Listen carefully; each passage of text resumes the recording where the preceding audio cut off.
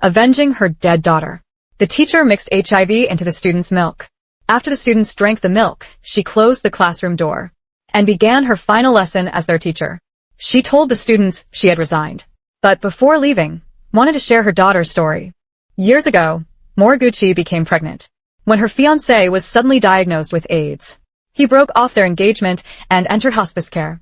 She gave birth to a healthy daughter, becoming a single mother. She raised her daughter Manami alone, difficult years, but filled with enough happiness. When Manami started preschool, Moriguchi's late work hours forced her to leave Manami with Mrs. Takanaka near the school.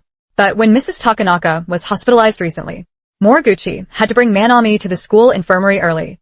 One Wednesday last month, she discovered Manami had vanished from the infirmary. After a frantic search, she found her daughter's body in the school pool. Police ruled it accidental drowning. Grief nearly destroyed her in those days. But while sorting Manami's belongings after the funeral, she found something that wasn't her daughter's. A pink rabbit purse, one Manami begged for at the mall, that Moriguchi had refused to buy. This impossible purse alerted Moriguchi that her daughter's death wasn't accidental. Her covert investigation revealed the truth. Manami was murdered. Moriguchi told her students there were 2 killers, and those 2 are sitting in this classroom right now. However, Moriguchi won't reveal the killers' names, and has no intention of reporting them to the police, because under the juvenile protection law, children under 14 can't be held criminally responsible. Even if charged with murder, these first-year middle school killers will face no punishment. Moriguchi starts referring to them as Killer A and Killer B, describing their traits. Students begin speculating about their identities. Killer A excels academically and appears perfectly normal. But Moriguchi heard rumors that since elementary school, Killer A has tortured small animals for fun. He'd kill cats and dogs with homemade devices and upload the footage to his website, named Genius Dr. Lab. He's always believed he's a superior genius. When Moriguchi investigated the rumors, Killer A came to her office one day. He handed her a small wallet. すごいでしょ? Expecting praise, he instead got criticized by Moriguchi for animal cruelty. Disappointed before leaving, he muttered something cryptic to Moriguchi. That electroshock wallet was later rebranded by Killer A as an anti-theft wallet. He entered it in a science fair, winning an innovation award. After Moriguchi's account, students realize Killer A is their top student, Watanabe. Watanabe was always the top student in class, the only one to have won awards at the National Science and Technology Competition. After discovering the pink rabbit purse, Moriguchi brought it to Watanabe. She expected him to be frightened, but he did something unexpected instead. Then, right in front of Moriguchi, Watanabe triumphantly admitted to killing Aimi. After his anti-theft wallet won an award, he believed his genius would earn nationwide attention and praise. But that same day, shocking news broke about a 13-year-old girl poisoning her entire family. It dominated every newspaper's front page. The girl, Renazi, killed her family of 4 with poison and live-streamed the entire crime online. However, since Renazi was under 14, she was released from police custody after writing a mere letter of apology. The Renazi murder case became a national sensation, reducing Watanabe's award to a brief mention in the newspapers. This enraged Watanabe, who became convinced that committing murder was the only way to gain significant attention. After describing the first killer, Moriguchi began detailing the second murderer's traits.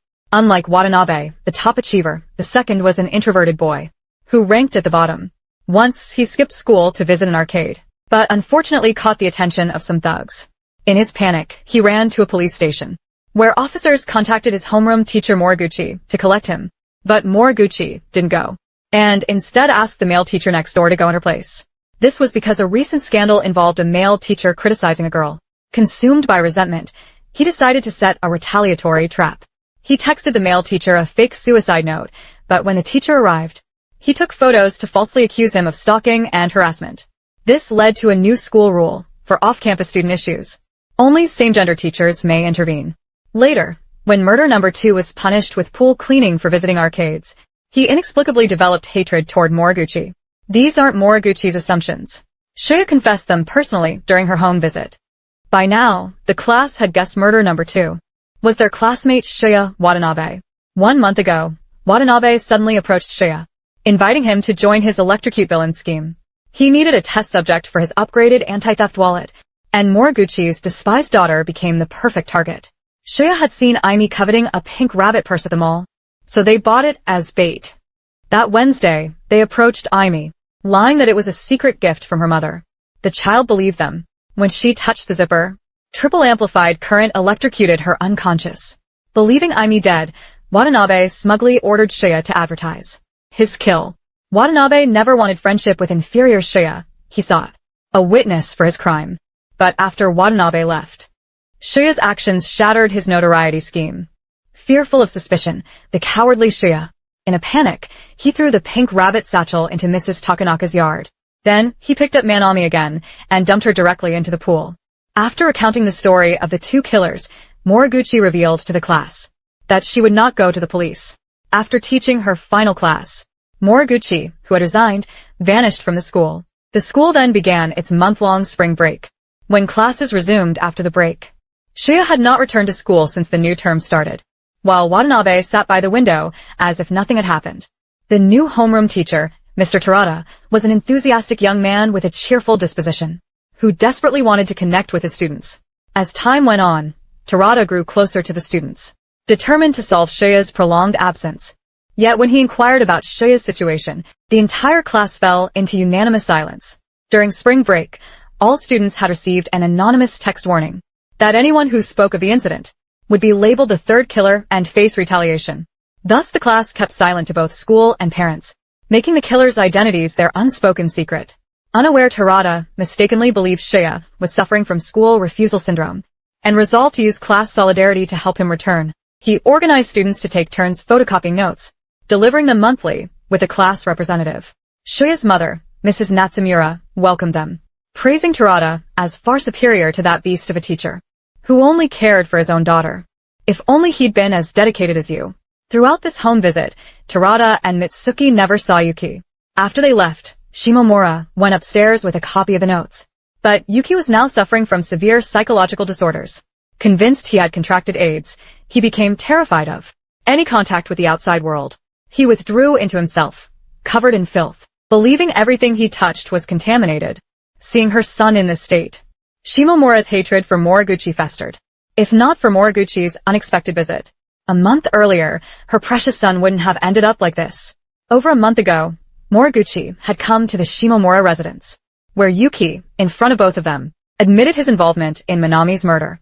Back then, Shimomura kept repeating poor thing, not for the dead Manami, but pitying her son for being manipulated. She maintained Yuki had simply fell in with the wrong crowd, and Manami's death was merely an unintended accident caused by him. Meanwhile, the murderer Watanabe gradually became the target of class-wide bullying. Students defaced his textbooks with insults and stuffed his locker with trash. They couldn't fathom why a murderer remained unpunished. So tormenting Watanabe became their own form of justice. They even created a competition leaderboard. The more Watanabe was bullied, the higher one's rank. When Terada suggested making supportive posters for Yuki one day, the most popular girl saw this as a perfect chance to torment him. Students later wrote encouraging messages on these posters, and this heartwarming poster filled with classmate support was delivered to Shimomura. However, Shimomura refused Terada entry because Shoya would become emotionally unstable and act out violently at home whenever he learned of a teacher's visit. The handwritten newspaper sent earlier had been framed and hung by Shimomura, but Shoya suddenly discovered the acrostic poem concealed within it. That day, Terada received an anonymous tip-off letter, revealing that the entire class was secretly bullying Watanabe. Assuming this stemmed from jealousy over Watanabe's academic excellence, he reprimanded the whole class. Afterwards, the class launched a witch hunt for the informant, and class representative Mizuki naturally became the prime suspect, since she had never participated in bullying Watanabe, and scored 0 on the bullying point tally. To punish both the murderer and the snitch, the students decided to subject them to a kiss punishment. That evening, Watanabe met with Mizuki and showed her his medical report, confirming he was HIV negative. Watanabe intended to reassure Mizuki about transmission risks, but she already knew Ms. Moriguchi had lied, since according to CDC guidelines, HIV transmission through ingested milk is statistically negligible. Following this forced kiss incident, an eerie closeness developed between them. In truth, Mizuki wasn't the model student she appeared to be. Her wrist bore a tattoo of lunacy, the girl she idolized who poisoned her entire family. United by their fascination with crime, she and Watanabe began meeting after school, their mutual attraction drawing them together. As their relationship deepened, Mizuki finally uncovered Watanabe's darkest secret. Watanabe's mother was a promising electronic engineering scholar, while his father was merely an ordinary electronics store owner in his eyes. After marriage, his mother quit her job to become a full-time housewife, but she soon bitterly regretted it. She blamed marriage and motherhood for halting her research career, and took out her frustrations on Watanabe. Eventually, his father could endure no more, and divorced her. His mother returned contentedly to the lab to resume her scholarly work. When leaving, she was resolute. Even as Watanabe chased after her, she never once looked back. Having inherited his mother's high intelligence, he idolized her in his heart. He craved her love and attention, but after her departure, she vanished completely. Later, his father remarried and had another child. To Watanabe, this was just a pair of fools, spawning another idiot. Considering himself a genius, he often holed up in his room, tinkering with inventions.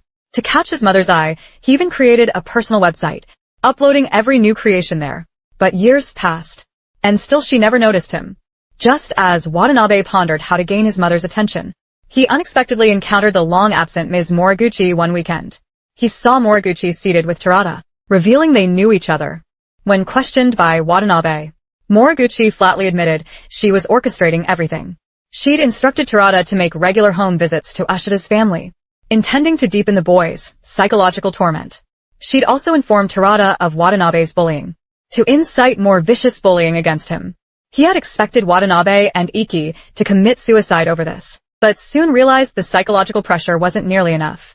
Mitsuki began defending Watanabe, claiming his actions were merely cries for his mother's attention. Moriguchi responded with a chilling laugh instead of anger. The thought that her daughter died for such a petty reason. Yet she snatched a crucial detail from Mitsuki's words, a revelation that would later plunge Watanabe into the darkest depths. Indeed, Moriguchi's educational recommendation proved effective. Under the relentless weekly home visits, Iki gradually crumbled, ultimately suffering a psychotic break. After returning home, Iki finally confessed the truth. Sachiko, who'd always doted on Iki, fell into absolute despair. The gentle, obedient son she'd cherished was in truth a complete monster. She climbed the stairs with a kitchen knife, but couldn't bring herself to strike. The matricide attempt became a national sensation, simultaneously fueling Watanabe's jealousy and rage. He couldn't bear that cowardly Iki had gained notoriety first, mocking both Iki and Lunacy as cowards who only attacked family. Hearing her idol Lunacy insulted, Mitsuki retorted, "You're no better yourself." The day after killing Mitsuki, Watanabe's website received a new message, containing his mother's address and phone number. Ecstatic, Watanabe believed his mother had finally noticed him, clutching inventions from years of work. He rushed to show his mother his creations. But at her office, he found only empty space. She wasn't there. Watanabe learned from his mother's colleague that she had remarried, and is currently on leave, honeymooning with her new husband. At this moment he realized his mother had never cared about him. His longing for maternal affection had been nothing but delusion. Tearfully fleeing the office, Watanabe failed to notice Moriguchi silently observing this scene from the shadows. Amidst overwhelming grief and rage, he suddenly conceived what he believed to be a perfect plan. He concealed his homemade explosives in the school auditorium, intending to detonate them during the final ceremony, perishing alongside the entire school. Detailing his motives and methods in a video confession, he uploaded the footage to his personal website.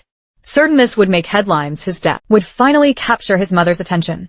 When commencement day arrived, Watanabe took the podium as honor student representative. After delivering an inspirational speech, he discreetly retrieved his detonation phone, but the anticipated explosion never occurred. Peering beneath the podium, he discovered his hidden bomb had vanished. Descending in confusion, Watanabe received Moriguchi's call. "I provided the website address," Moriguchi revealed, "and disarmed the auditorium bomb. I delivered those explosives to the person you most desire to see. I disclosed everything, your profound love for her, and how many lives you've taken seeking her attention. I discovered she hasn't forgotten you. Within her heart lingers vestiges of maternal affection. Your gift now rests in her office. Hoping you won't press that trigger. But now I feel sorry for you because you finally pressed the detonation button." At the end of the story, Moriguchi slowly walked into the auditorium and stood before Watanabe. She, who once experienced the agony of losing her daughter, now ensured the murderer truly felt that same torment. Until this moment, she finally achieved her revenge against the demon.